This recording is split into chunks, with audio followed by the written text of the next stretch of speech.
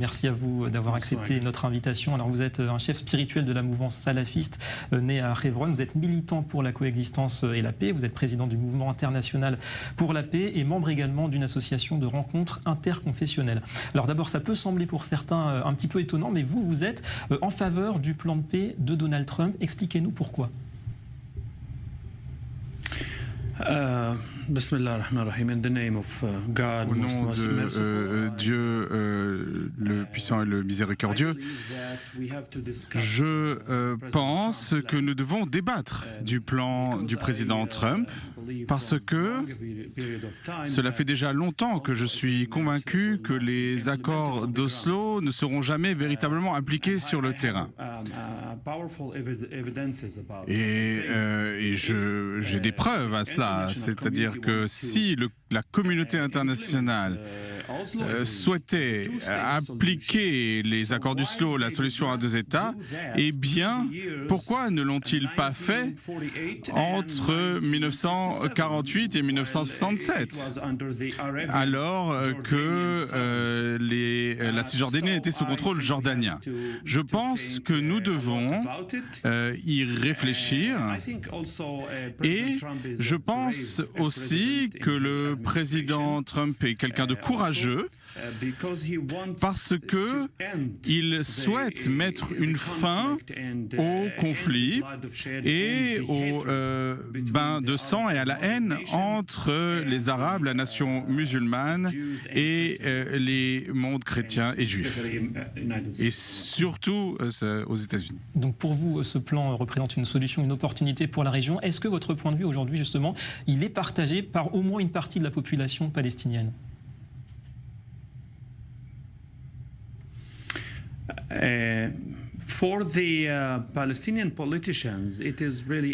En ce qui concerne les hommes politiques palestiniens, eh bien, c'est une catastrophe puisque cela met fin à leur rêve d'avoir un État indépendant tel qu'ils le voyaient dans le cadre des accords d'Oslo. Mais d'un autre côté, cela ne signifie pas que nous ne voulons pas avoir un État palestinien sous une autre forme. Je pense que, en tout cas, il faut débattre de ce plan. Il faut que nous fassions part de des points avec lesquels nous sommes en désaccord, les points que nous souhaitons débattre, mais négliger cet accord, l'ignorer, le rejeter, ce plan de but en blanc, eh bien, n'aidera pas les Palestiniens. Comment accorder une oreille à ce plan? Comment est-ce que vous voyez la paix personnellement? Deux États côte à côte, un État binational comme le président le propose certains? Vous savez, ces deux solutions permettrait d'atteindre la paix. Mais je pense que la solution d'un État est plus réaliste et plus facile à mettre en œuvre sur le terrain. La solution des deux États est compliquée parce qu'on voit bien que la communauté internationale, les grandes puissances ne sont pas véritablement intéressées à appliquer cette solution des deux États. Vous dites pourquoi pas une solution à un seul État. Le lien justement entre ces terres aujourd'hui disputées et le peuple juif, c'est un lien, c'est quelque chose que vous reconnaissez, vous, historiquement, personnellement?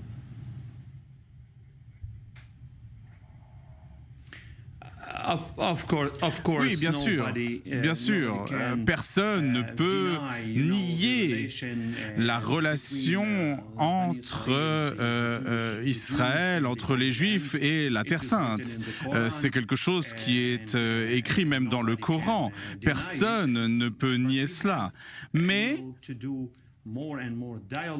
il faut qu'il y ait plus de dialogue pour voir comment nous pouvons vivre ensemble dans la coexistence, dans la paix. J'aimerais également ajouter que beaucoup de régimes arabes ont affirmé qu'ils rejetaient le plan Trump. Mais c'est ce qu'ils disent dans les médias. En réalité, en coulisses, ils l'acceptent et j'ai beaucoup d'informations à ce sujet. Il y a aussi un acteur très important aujourd'hui sur la scène politique c'est la coalition d'opposition en Jordanie.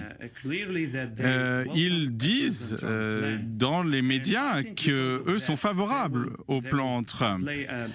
Et je pense donc que cette opposition jordanienne va jouer un rôle important dans l'avenir proche, en Jordanie et aussi dans les territoires palestiniens. Et de mon point de vue, une majorité silencieuse auprès des Palestiniens souhaite également qu'il y ait une solution. Et cela, il pourrait effectivement gagner en puissance et cette coalition jordanienne pourrait les soutenir. Alors vous avez mentionné le Coran tout à l'heure, justement vous êtes un leader religieux, on est au Moyen-Orient, une région où, comme on sait, la religion, la spiritualité est omniprésente depuis des millénaires. Est-ce que justement pour vous la religion, la proximité peut-être entre les monothéismes, ça peut devenir un pont, un moyen de rapprochement entre les deux peuples plutôt que l'inverse, comme souvent on l'entend?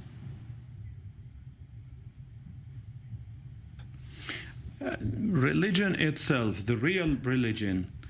La religion, l'islam est né pour coopérer entre le christianisme et le judaïsme, parce que le message de l'islam s'adressait tout d'abord aux païens, aux non-croyants. C'est très clair lorsque vous lisez le Coran. Je n'ai pas le temps maintenant de vous citer le Coran et les hadiths à ce sujet, mais c'est à cela que sert l'islam. C'est d'abord à s'ajouter au christianisme et au judaïsme. Et si on se réfère à l'origine de la religion musulmane, à des gens qui ne sont pas des gens politiques, vous savez, des hommes véritablement de religion, eh bien, eux considèrent véritablement qu'il faut reconnaître les Israéliens, les Juifs, que ce retour des Juifs dans la terre, sur la terre sainte, et bien c'est quelque chose qui est inscrit dans la Sourate 17, verset 104 du Coran. C'est très clair, c'est quelque chose qui est prévu par le Coran. Il est dit dans le Coran que les Juifs retourneront sur la terre sainte, et nous voulons, eh bien, modeler les relations entre musulmans, chrétiens et arabes pour que ces religions puissent vivre dans la paix. Et nous croyons aussi dans la venue du Messie, comme les chrétiens, comme les juifs. Nous croyons que le Messie sera un Messie commun aux trois religions. C'est quelque chose que nous avons en commun. En tout cas, espoir de dialogue entre les différentes communautés. Merci beaucoup, cher Abou Khalil Al-Tamimi, d'avoir accepté notre invitation ce soir. Thank you. Merci.